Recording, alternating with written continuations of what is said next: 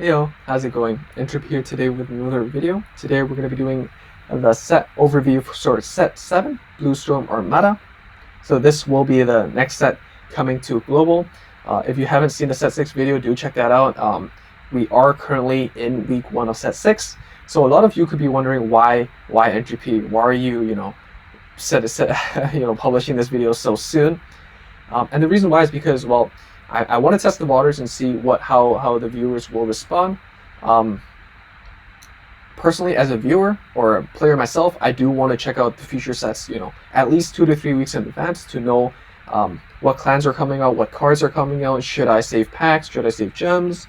Should I do some character fights to let me test out the new stuff, or play around the upcoming stuff by rolling more of the current gacha? So yeah. And another reason why is because, well, another thing I wanted to add for this set overview was types of banners, because this set is quite complicated. I would say so myself, but I was going through my Facebook feed, and then I saw Global decided to do clan banners, which we knew already, right? As a lot of experienced players know, JP had clan banners, but Global had clan banners for golds and Murakami. And that brought up two major things in my mind, right? First of all is a lot of people are complaining that they didn't put this in the calendar. As a business student, or as just someone who, in the company's perspective, of course they want you to roll on the general banner first, and then they'll incentivize you to roll more on the banner by giving you a little bonus, right? Clan banners or premium medals or whatever they decide to do. Because the set's going to rotate out, we're going to get a bit more powerful cards in the next upcoming set. So I'd rather you spend more packs now, and then, buy more packs for the next set if you're interested in the next set. And this is particularly painful for JP players because you honestly don't know whether it's a clan banner or a premium medal banner, or if there is one at all. You don't know what's the next set going to include. It's honestly just keep pulling packs until you get everything you want, I guess, or keep hope alive and just pray that it's a type of banner that you want. For global players, it's a huge advantage. Yes, it's not on the calendar. Don't be mad. JP players don't have it on the calendar too. You have this video. And if you really don't want to watch this video, or if you haven't, if you're new around here, you can always check out the wiki, the database, check out different fight, check out the JP players. They do roll videos too. They have the resources to tell you what they experienced, and how it works. But so let's talk about set 7. Back to the main topic. Set 7 has 4 to 5 types of banners. The first type is the general banner. General banner has premium medals included called Aichi medals. We have experience with this in set 5 already.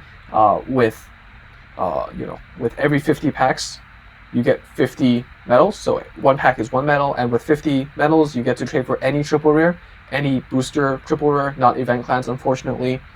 What Aichi medals and set 7 brought to the table was that with 15 of these pack medals, premium medals, you get to trade for any double rare, and this is how it's going to work moving forward. So do look forward for that. Does really help with your collection. Sometimes you get lucky and you open up all your triple rares, but you're missing 2 to 3 double rares. It's not really worth it to craft them, and you're stuck in thinking about whether I should craft them or open more packs. And then this type of premium medal does really help mitigate that issue, and give you more of an incentive to open packs. Not necessarily just open 50, but you can open 65 and get 1 triple rare and 1 double rare. That's the case. The next type is a paid banner. For 400 gems, you get a 10 roll. You can do this up to 3 times. A lot of people, say that this is because it's the half-year anniversary for JP.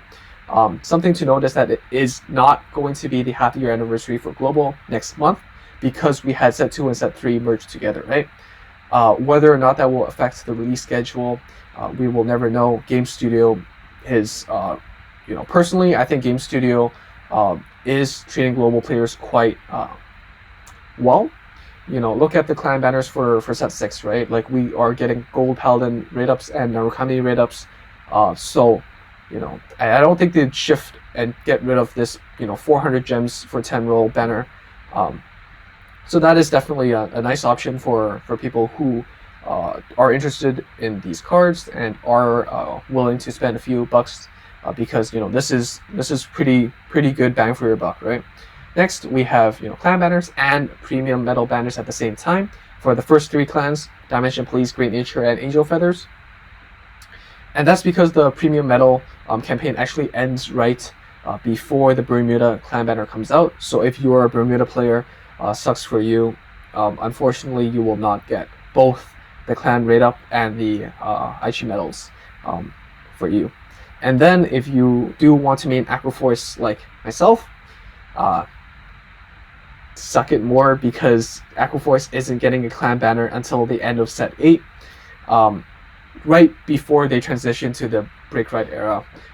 But again, we never know what Game Studio is going to do. Maybe they're going to do a clan banner for Aqua Force in set 7, as they did for set 6, but we will have to really see. But what I can say is that the stuff we have right now on screen, except for the paid one, pretty sure this will happen for global. That's all I can say. So again, I'm going to talk about the clans that will come out in this set. Again, it's going to be ranked from the best till the worst, in my opinion. And we will talk about 3 key cards. If there's a star, it's going to be a free-to-play option. So that's whether a rank reward, V coupon, V medal, etc. Okay. So let's start with Aqua Force, number 1 on the list. Honestly, it's a new clan. It's exciting. It brings new strategies to the table. It has multi-attack. It has really strong effects under certain circumstances, which is generally 3rd or 4th battle, which you can get with the multi-attacks. Your multi-attack options like Basil and Diamantes, on attack you get to Counterblast to ignore intercepts as well. They get extra attacks power, so that they can actually reach your opponent's Vanguard's numbers, and then trade positions in the column. So then you get to do a Basil attack, the card behind Basil attacks, the card on the other column attacks, and then your Vanguard Maelstrom attacks. Maelstrom, when it attacks, you get to retire something, you get to draw, really good +2 card, definitely really impactful. And again, with cards like Basil and Diamantes, for the first time, you get to do multi-attacks, and face is the place. You can argue that Narukami can do that with Vermilion. Vermilion attacks 3 times, but 1 attack, attacks a lot of things. But apples and oranges, right? They kind of do the same thing, but Aqua Force does it with more finesse, in my opinion. Next is Great Nature. Now, Great Nature is a interesting pick, I think, to most people. It didn't really do a lot to the meta when it came out in set 5, but with this upcoming support, I do think it will do a lot better. The main boss card we get is Polaris.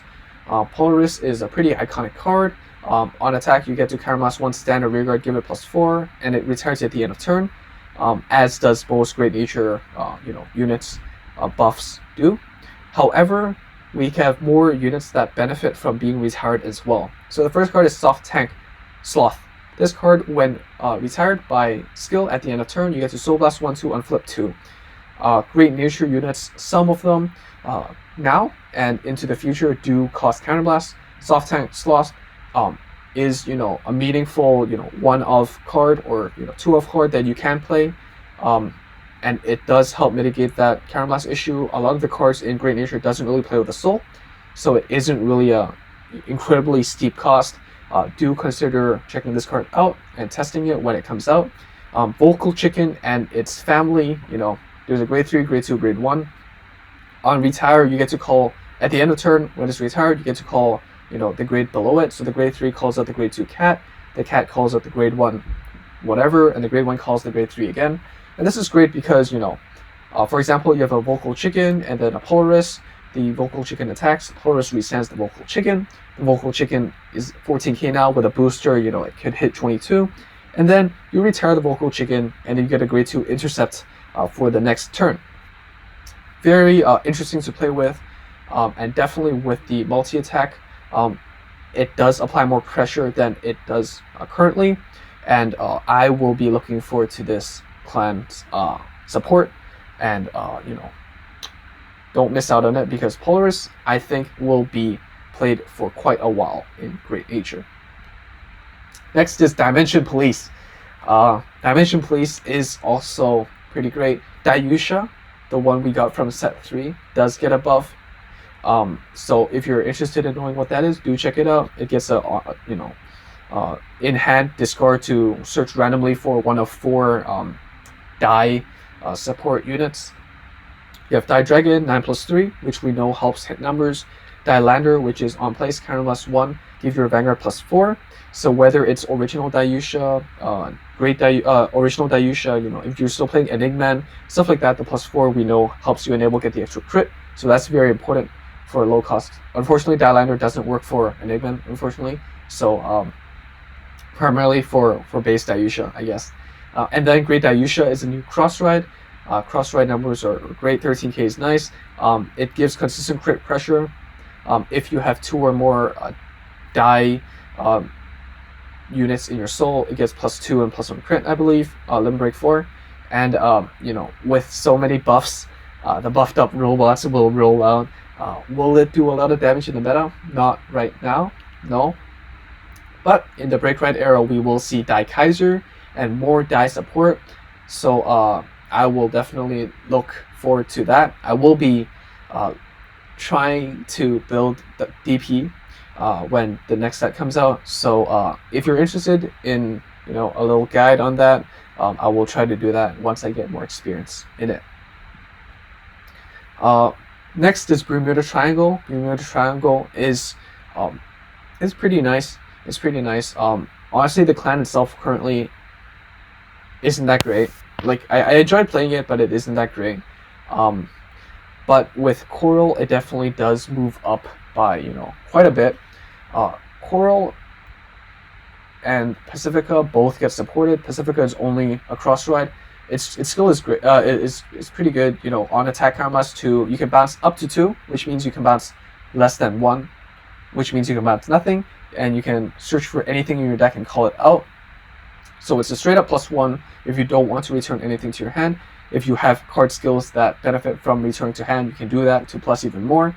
If your opponent's like a Kagero or Narukami or Shadow Paladin that can retire your board, you can also bounce them to save your rear guards for the next turn. Reset your board as well. Coral is personally what I'm looking forward to, because Coral, it has the ride chain where when you ride the grade 1, you check top 7 for the grade 2 or grade 3. If not, you call out into the rear guard circle. But what we see now is that it's an upgraded version of the ride chain. The grade 1, if you ride the wrong grade 2, if you ride a non-Coral grade 2, what it does is it checks top 7 again for the right one and then rides it. So this is great because we all know how important that extra 1k does to ride chain decks, and defense is important. Consistency is key, and that's exactly what Coral excels at. Both the double rare base Coral and the triple rare cross ride Coral are rewards. One's a V coupon as a tournament reward, and one is a ranked ladder reward, according to JP. So very free to play deck. And if you are interested in the deck aesthetically or in terms of its flexibility, do check out these cards. And lastly, Angel Feathers. Unfortunately, Angel Feathers got the shortest end of the stick in this set, and that's mainly because it didn't really get a lot of support, not because the support is necessarily weak. So generally what it got was more utility in the damage zone. The grade 1 7k and the grade 2 9k, Baru and Aphrodite, they are cards that counterblast itself in the damage zone to give your Vanguard +3. Not necessarily the most impactful, but it's an extra option. And then lastly, you have Metatron, a new base boss Vanguard with counterblast 1. You can put 2 rear guards from your board to the damage zone, call out 2, and so you could reset your board. Maybe you have a lot of grade 3s in your hand, they're dead cards, you could put them into the damage zone, call out intercepts, call out boosters, call out whatever you want. So you can set it up however you see fit. Definitely offering more flexibility in your mid game or late game, but it isn't very impactful you know, there are still other Age of Feather options that I think are better from set 5. But you know, it's still something new to play with, so if you are an Angel main, you know, don't hesitate to check out the clan banner, I suppose. So I guess that's it. Thank you for watching. I hope you subscribe again. You know, it's really easy for you. Subscribe. If you don't like my videos, ignore it. And you know, if you see something that you're interested in once every blue moon, then do check it out, I guess. If you did like this video, do like it. Comment. Tell me when you want this video to be released. You know, tell me if you do like the new elements that I've added to these set overviews. If you didn't, then I'll try to keep it as clear and concise, and focus on the key cards. If you do think that this is valuable, share it to your friends, your fellow global players, because I think this is very important to JP players. But you know, a lot of people are complaining on Facebook or Discord or whatever, or Reddit, about why this isn't on the calendar. And again, you know, you do have to see that in game studios or Bushiroad's perspective, you know, there's no reason why they should tell you that there's a promotion that will come out sooner, later, so then you save your stuff, right? But that is the unique circumstance that Global is standing in right now. So yeah, you know, if any players don't really know this information, do bring them my way, and we can grow this community together. And yeah, I guess that's it for today's video. Look forward to the next video that will be about the types of banners, so then we can look into which types of banners are actually worth more. In hindsight, you know, or you know, right now, first thought is clan banners are the best. But I'm going to challenge that, and I'm going to say it really depends. And clan banners will actually not be the best banner really soon. So why is that the case? Do check out my next video, I guess, and I'll see you guys next time. Bye.